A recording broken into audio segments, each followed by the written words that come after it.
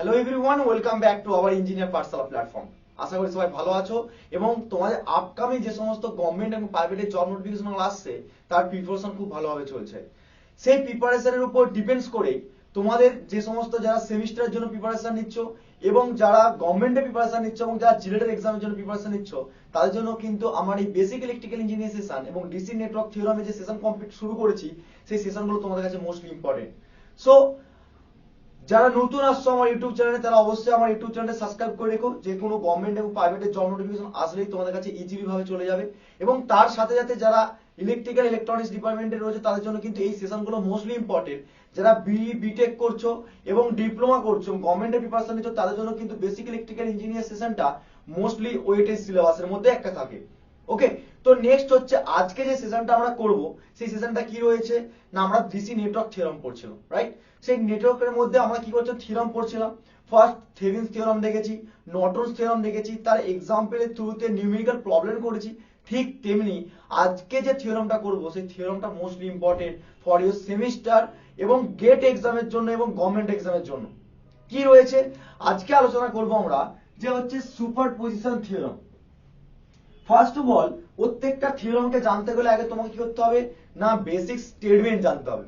যে সুপারপজিশন থিওরামটা কেন এসেছিল, কি হয়েছিল, কোথা থেকে এসেছে, কেন হবে, কিসের জন্য হবে এবং সে লয়ে কি রয়েছে।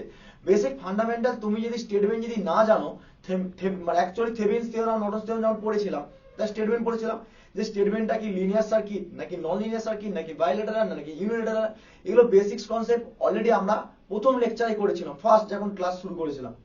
ঠিক তেমনি আজকে যে টপিকটা আমরা করব সেটা হচ্ছে সুপারপজিশন থিওরাম। ওকে, তো ফার্স্ট হচ্ছে সুপারপজিশন থিওরামের স্টেটমেন্ট কি বলছে। স্টেটমেন্ট বলছে, ভালো করে লক্ষ্য করলে তোমরা হয়তো দেখতে পাবে, স্টেটমেন্ট বলছে the voltage across or current through an element in a linear circuit in the algebraic sum of the voltage across or current through that element due to the each independent source acting alone। অর্থাৎ এখান থেকে আমি কি কি point পেলাম তোমাদের এখান থেকে কিন্তু মোস্টলি ইম্পর্টেন্ট যারা শর্ট কোশ্চেন অর্থাৎ যারা কম্পিটিটিভ এক্সামের জন্য প্রিপারেশন নিচ্ছ এবং যারা সেমিস্টার এবং ডিপ্লোমা করছো তাদের জন্য কিন্তু সুপারপজিশন থিওরাম থেকে শর্ট কোশ্চেন আসে। শর্ট কোশ্চেন গুলো কি কি হয় দেখো, এখানে আমরা একটা টার্ম পেলাম না, যে কি পেলাম, লিনিয়ার সার্কিট। একটা টার্ম পেয়েছি লিনিয়ার সার্কিট। তাহলে আমরা সুপারপজিশনের থিওরামের জন্য আমরা কি কি টপিক পাচ্ছি দেখো। এক নম্বর পয়েন্ট যদি বলি, আমি জাস্ট কি পয়েন্ট যদি বলি তোমাদের কাছে, কি পয়েন্ট মানে কি, এগুলো যা শর্ট নোটস এর মধ্যে থাকে তোমাদের কি পয়েন্ট, তাহলে ইট ইজ দা একটা লিনিয়ার সার্কিট। ওকে, লিনিয়ার সার্কিট। তারপর তোমরা কি জানলে এক নম্বর। দু নম্বর কি, এটা একটা হচ্ছে বাইলেটারাল, ঠিক আছে, বাইলেটারাল, ইট ইজ দা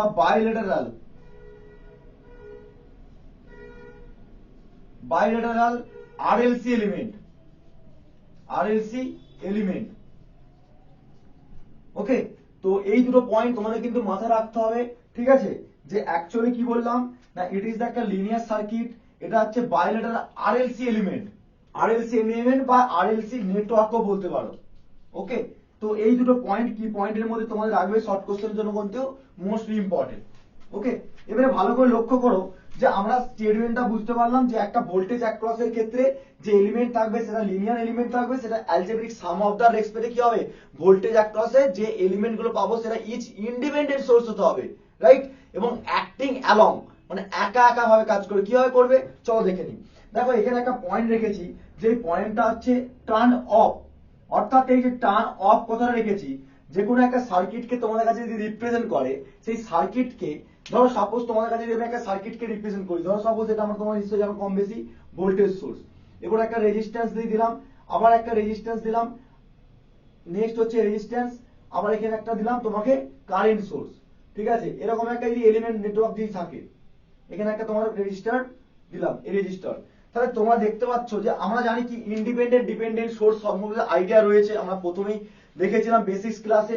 তাহলে সেক্ষেত্রে কি ইন্ডিপেন্ডেন্ট ডিপেন্ডেন্ট, তাহলে আমার এখানে কি বলেছে না দেখো টার্ন অফ, অর্থাৎ সার্কিটকে একটাকে অন করবো একটাকে অফ করবো কখন, তাহলে কি ক্ষেত্রে কি বলছে না, it is means, turn off means কি, it is means all independent এই কথাটা মাথায় রাখতে হবে, অল ইন্ডিপেন্ডেন্ট সোর্স আর রিপ্লেস বাই, রিপ্লেস করবো কি রকম ভাবে, এই যে ইন্ডিপেন্ডেন্ট সোর্স বলতে কি রকম, আমরা দু রকম ইন্ডিপেন্ডেন্ট সোর্স জানি, দ্যাটস কল দা একটা ভোল্টেজ ইন্ডিপেন্ডেন্ট সোর্স আর একটা আছে কি কারেন্ট ইন্ডিপেন্ডেন্ট সোর্স। জানি আমরা এরকম সিম্বল গুলো হয়, প্রথম থেকেই পড়েছিলাম। তো এই দুটোর ক্ষেত্রে কি বলেছে না, যখন এই দুটো ইন্ডিপেন্ডেন্ট সোর্স থাকবে একটা সার্কিটের ক্ষেত্রে, তাহলে এই সার্কিটের ক্ষেত্রে দুটো ইন্ডিপেন্ডেন্ট সোর্স আছে, একটা ভোল্টেজ সোর্স আর একটা কারেন্ট সোর্স। তাহলে এটাকে রিপ্লেস করে কি করতে হবে, দেখো এক নম্বর প্রসেসের মধ্যে টার্ন অফ করতে গেলে আমাকে কি করতে হবে না, all other independent source, all others independent voltage source কি করতে হবে না, সুপারপজিশন থিওরেমের ক্ষেত্রে ভোল্টেজ সোর্স আর কি করি আমরা, যখনই ভোল্টেজ সোর্স দেখতে হবে তখন সেটাকে আমরা শর্ট সার্কিট করব, শর্ট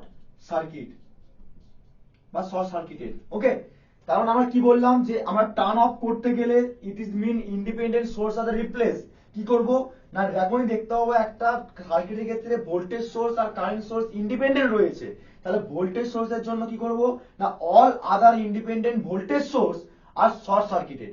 মিন্স কি, দেখো তোমাদের কাছে আমরা যদি আমি রিপ্রেজেন্ট করি, তাহলে এটা হচ্ছে ভোল্টেজ সোর্স।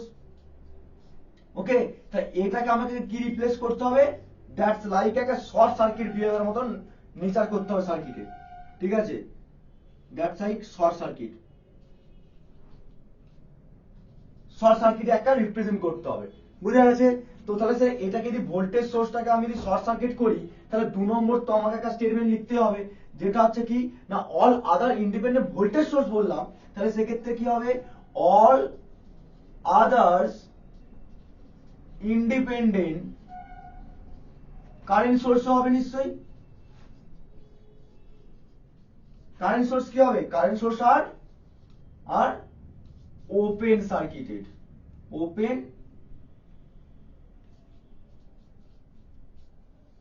সার্কিটেড, এই দুটো পয়েন্ট মাথায় রাখবে, এই দুটো মাথায় থাকবে তো অবশ্যই।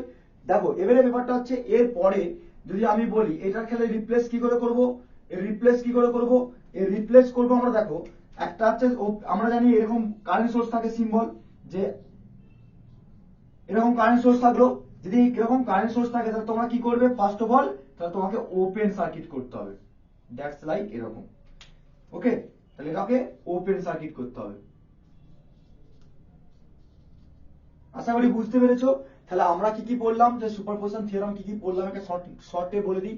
ইট ইজ দা একটা লিনিয়ার সার্কিট এবং বাইলেটারাল নেটওয়ার্ক আরএলসি এলিমেন্ট, যেটা algebraic sum of the voltage across এর এক্সপ্রেসে যে আমরা এলিমেন্ট পাবো, সেই এলিমেন্ট গুলোকে ডিপেন্ডেন্ট সোর্স অ্যাক্টিং অ্যালং হিসাবে কাজ করবে, অর্থাৎ একা একা ভাবে কাজ করবে। তাহলে একটা সার্কিটকে তাহলে আমরা ভোল্টেজ সোর্সের ক্ষেত্রে কি পেলাম, শর্ট সার্কিট, আর কারেন্টের ক্ষেত্রে ওপেন সার্কিট। তাহলে এই সার্কিটটার ক্ষেত্রে প্রথমে আমাকে ভোল্টেজ সোর্সটাকে অ্যাক্টিভ করতে হবে, দেন কারেন্ট সোর্সটাকে অ্যাক্টিভ করতে হবে। আশা করি বুঝতে পেরেছো। টার্ন অফের ক্ষেত্রে কি করব, আশা করি বুঝতে পেরেছো। ওকে, এবারে ব্যাপারটা হচ্ছে একটা নোট পয়েন্ট তোমাদের কিন্তু মাথায় রাখতে হবে, যে নোট পয়েন্টটা কি। আচ্ছা ঠিক আছে, আমি স্টেটমেন্টটা বুঝলাম। ওকে, নোট পয়েন্টটা তোমাদের কিন্তু মাথায় রাখতে হবে। নোট পয়েন্টটা কি রয়েছে, ওকে, নোট পয়েন্টটা তোমাদের কাছে একটা লিখে রাখি, নোট বলে পয়েন্ট করবে। এই নোট বলে পয়েন্ট গুলো যেগুলো লিখায় সেগুলো কিন্তু মোস্টলি ইম্পর্টেন্ট। কি বলছে নোট পয়েন্টে, না নোট পয়েন্টে মাথায় রাখতে হবে, অল ইন্ডিপেন্ডেন্ট সোর্স আর লেফট অ্যাজ দা, কি বলছে না, অল ইন্ডিপেন্ডেন্ট সোর্স অ্যাজ দা দে আর কি সুপারপজিশন থিওরেম নট ভ্যালিড। অর্থাৎ এটা কি আমরা নোটের ক্ষেত্রে মনে রাখতে হবে, যে নন লিনিয়ারের ক্ষেত্রে নন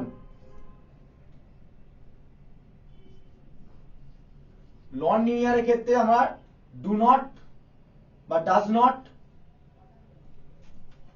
আমরা ডাজ নট কি করতে পারি, অ্যালাউ করতে পারি, কি অ্যালাউ করতে পারি না। ওকে, নন লিনিয়ার সার্কিটের ক্ষেত্রে ডু নট অ্যাপ্লাই টু দা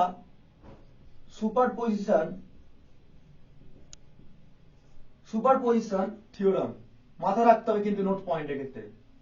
তাহলে নন লিনিয়ার সার্কিটের ক্ষেত্রে আমরা কিন্তু সুপারপজিশন অ্যাপ্লাই করতে পারবো না। এবং 2 নম্বর কি বলছে না, সুপারপজিশন থিওরেমের ক্ষেত্রে আমরা কি করব না, পাওয়ারটাকে অর্থাৎ পাওয়ার কিন্তু ক্যালকুলেট করতে পারি না। পাওয়ার ডাজ নট বা ডু নট ক্যালকুলেট। ঠিক আছে, এই দুটো পয়েন্ট কিন্তু নোট পয়েন্টের মধ্যে যেমন থাকে তোমাদের।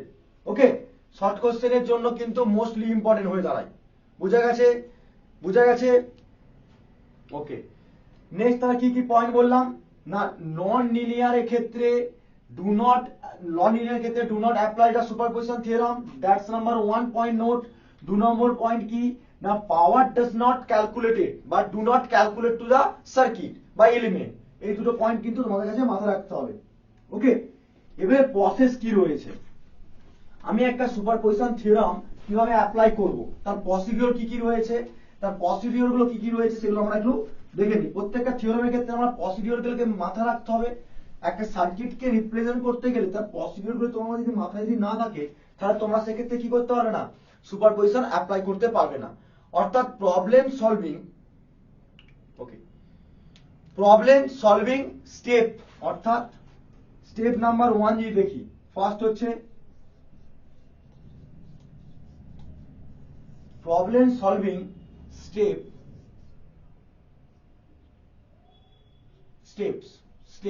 ওকে, তো স্টেপ অফ পাওয়ার বা স্টেপ অফ, আমি যদি প্রবলেম সলভিং করব, সেই সলভিং এর স্টেপ গুলো কি কি রয়েছে।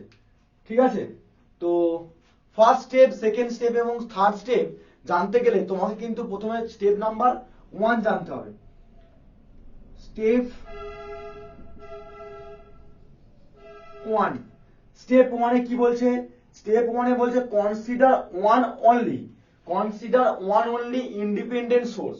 তুমি ধরো আমি কি বললাম, ভোল্টেজ সোর্স এবং কারেন্ট সোর্স থাকে, তাহলে ভোল্টেজ সোর্স এবং কারেন্ট সোর্স মানে কি independent current source, voltage source. তাহলে ইন্ডিপেন্ডেন্ট কারেন্ট সোর্স আর ভোল্টেজ সোর্স যা থাকে, তাহলে সেক্ষেত্রে তোমাকে কি করতে হবে, independent current source voltage source থাকলে তোমাকে একটাকে অ্যাক্টিভ করতে হবে, একটাকে ডিঅ্যাক্টিভ করতে হবে। ওকে, তাহলে সেক্ষেত্রে আমাকে বলো যে কনসিডার অনলি ওয়ান, তাহলে 1 নম্বর স্টেপ কি হবে,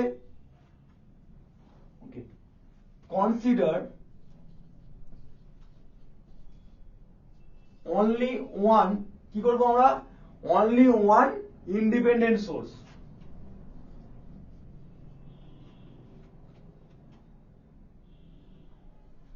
ইন্ডিপেন্ডেন্ট আমার কি করতে হবে, ইন্ডিপেন্ডেন্ট সোর্সটাকে আমাকে প্রথমে অ্যাক্টিভ করতে হবে। ওকে,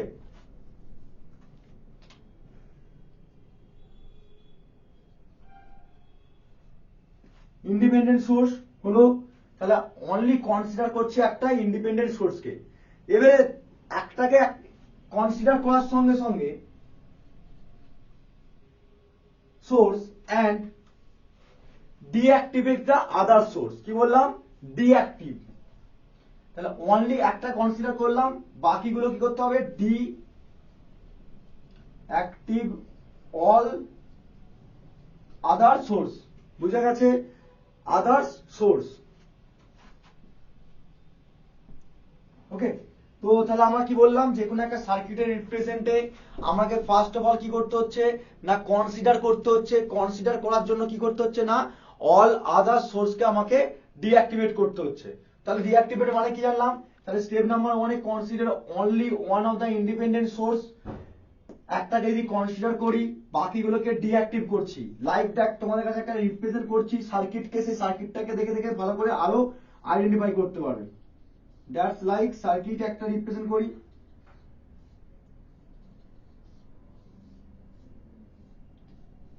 তাহলে তোমাদের কাছে সার্কিটটা রিপ্রেজেন্ট করলাম, এটা হচ্ছে ভি, এটা হচ্ছে আই, ঠিক আছে, আর এদিকে হচ্ছে R1, R2, R3 and R4।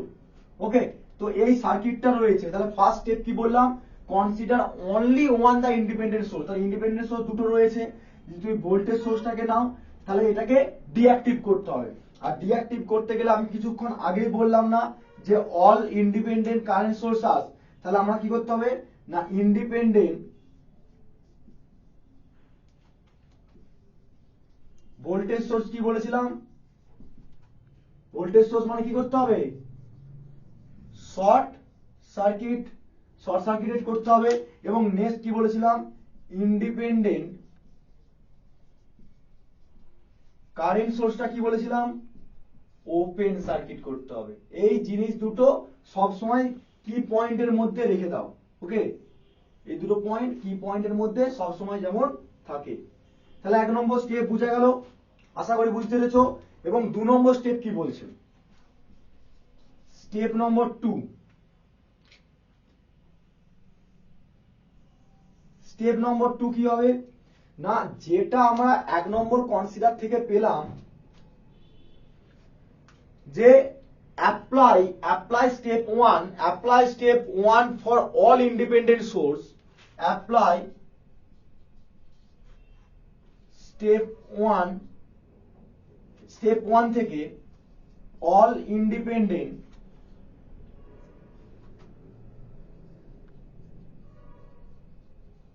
কি করব না, অ্যাপ্লাই স্টেপ নাম্বার 1 থেকে অল ইন্ডিপেন্ডেন্ট সোর্স মানে কি voltage source and current source কে 1 বাই 1 স্টেপ বাই স্টেপ করব। অর্থাৎ কি অ্যাপ্লাই স্টেপ 1 এর উপর ডিপেন্ড করে তাহলে একটা কনসিডার করলাম, বাকিটাকে ডিঅ্যাক্টিভ করছি। তাহলে apply step 1 all independent source, like কি হবে, like voltage source and current source. কি করব, কারেন্ট সোর্স আর ভোল্টেজ সোর্সটা কি করব 1 বাই 1 স্টেপ করব, 1 বাই 1 নেব। একটাকে নেওয়ার পর আবার একটা ডিঅ্যাক্টিভ, আবার একটা ডিঅ্যাক্টিভ করে আবার অ্যাক্টিভ করব। ঠিক আছে, ঠিক আছে। নেক্সট হচ্ছে কি দেখবো আমরা, চলো স্টেপ নম্বর 3। স্টেপ নম্বর 3 তে কি বলছে,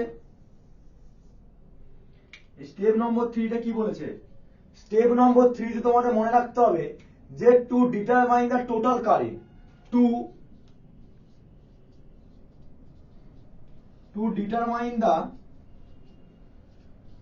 টোটাল কারেন্ট,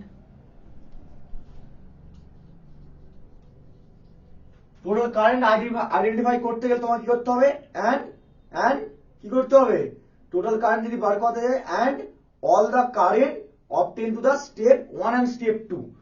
অর্থাৎ তুমি যদি ডিটারমাইন করতে যাও টোটাল কারেন্টকে, তাহলে তোমার কনসিডার করছিলাম একটা সোর্সকে, বাকিগুলোকে ডিঅ্যাক্টিভ করছিলাম। সিমিলারলি একটা কারেন্ট বেরাচ্ছিল, তাহলে ওইটাকে যদি ডিঅ্যাক্টিভ করি, আদার্সটাকে অ্যাক্টিভ করি, বাকিগুলোকে ডিঅ্যাক্টিভ হয়ে যাবে। তাহলে দুইকে দুটো কারেন্ট পাচ্ছি, সেই দুটো কারেন্টকে সামেশন করে টোটাল কারেন্ট পাবো। বুঝা গেল? তাহলে টোটাল কারেন্ট পেয়ে যাবো।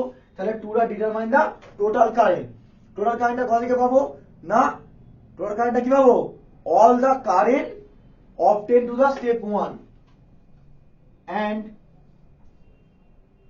all the current কি পাবো, all the current as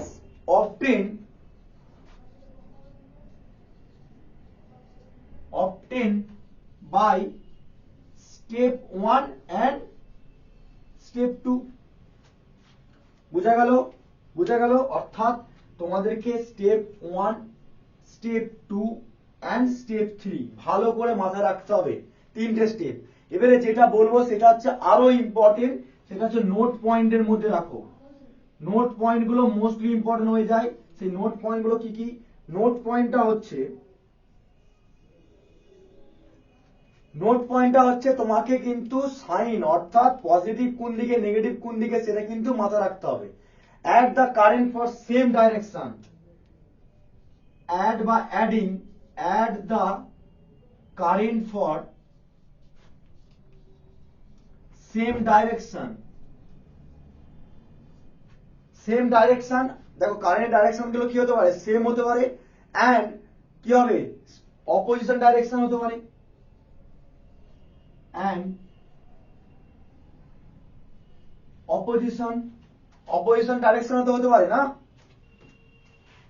বা অপোজিট সাইড করো,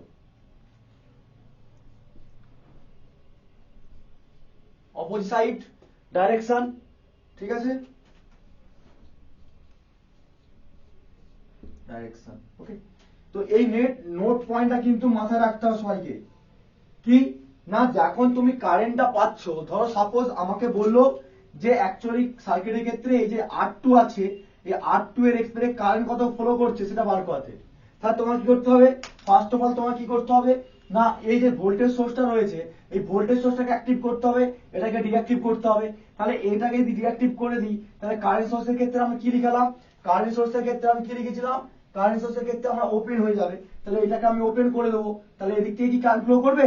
করবে না। তাহলে একটা লুপ পাচ্ছি, সেদিক থেকে একটা কারেন্ট আইডেন্টিফাই করতে হবে ফার্স্ট। সিমিলারলি যদি আদার্সটাকে স্টেপটাকে করতে, তাহলে এটা কি করবো? ভোল্টেজ সোর্স রয়েছে, ভোল্টেজ সোর্স তাহলে কি হবে? শর্ট সার্কিট করলাম, তাহলে এটা কি হলাম? Current source. তাহলে এই কারেন্টটা কি হচ্ছে? এদিকে ফ্লো করছে, ঠিক আছে? তাহলে দুটো লুপ পাচ্ছি, তাহলে সেক্ষেত্রে ক্যালকুলেট করতে হবে এরকম করে। অর্থাৎ আজকে তোমাদেরকে যা সুপারপজিশন থিওরামটা কি কি রয়েছে এবং স্টেপ বাই স্টেপ তোমাকে টার্ন অফ কি করে করবে, তার পসিডিউর গুলো কি কি, এবং তার সঙ্গে সলভিং প্রবলেম, মানে একটা প্রবলেমকে দেখে কিভাবে সলভ করবে সেটার পসিডিউর গুলো কিন্তু তোমাদের কাছে লিখে দিলাম বা বুঝিয়ে রাখলাম। এবারে এর পরবর্তীকালে তোমাদের কাছে এই প্রবলেমের এই থিওরামটার প্রবলেম সলভিং করে দেখাবো, যাতে করে তোমাদের স্টেপ অনুযায়ী কি করে প্রসিডিউর গুলো করছো। ওকে, তো আজকে অতএব তোমাদের সুপারপজিশন থিওরামটা আশা করি প্রথম থেকে শেষ পর্যন্ত অলরেডি দেখে বুঝতে পেরেছো, কোনো ডাউট থাকবে না। আর যদি ডাউট থেকেই থাকে তাহলে তোমরা কমেন্ট বক্সে কমেন্ট করে জানাবে। এবং যারা প্রথম দেখছো ইউটিউব চ্যানেল, তারা অবশ্যই সাবস্ক্রাইব করো এবং তোমাদের সাপোর্ট অবশ্যই প্রয়োজন, এবং তোমরা যতটুকু পারো বন্ধুদের সঙ্গে ভিডিওটা শেয়ার করো।